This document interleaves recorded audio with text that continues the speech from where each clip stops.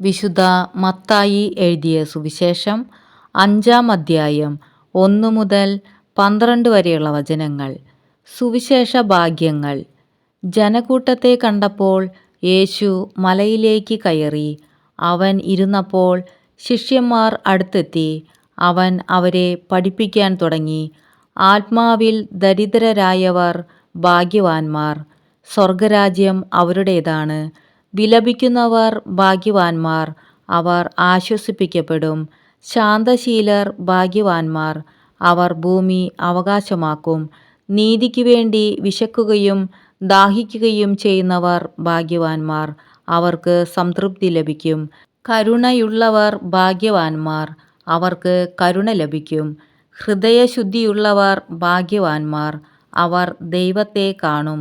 സമാധാനം സ്ഥാപിക്കുന്നവർ ഭാഗ്യവാന്മാർ, അവർ ദൈവപുത്രന്മാരെന്ന് വിളിക്കപ്പെടും. നീതിക്ക് വേണ്ടി പീഡനമേൽക്കുന്നവർ ഭാഗ്യവാന്മാർ, സ്വർഗരാജ്യം അവരുടേതാണ്. എന്നെ പ്രതി മനുഷ്യർ നിങ്ങളെ അവഹേളിക്കുകയും പീഡിപ്പിക്കുകയും എല്ലാവിധ തിന്മകളും നിങ്ങൾക്കെതിരെ വ്യാജമായി പറയുകയും ചെയ്യുമ്പോൾ നിങ്ങൾ ഭാഗ്യവാന്മാർ. നിങ്ങൾ ആനന്ദിച്ചാഹ്ലാദിക്കുവിൻ, സ്വർഗത്തിൽ നിങ്ങളുടെ പ്രതിഫലം വലുതായിരിക്കും.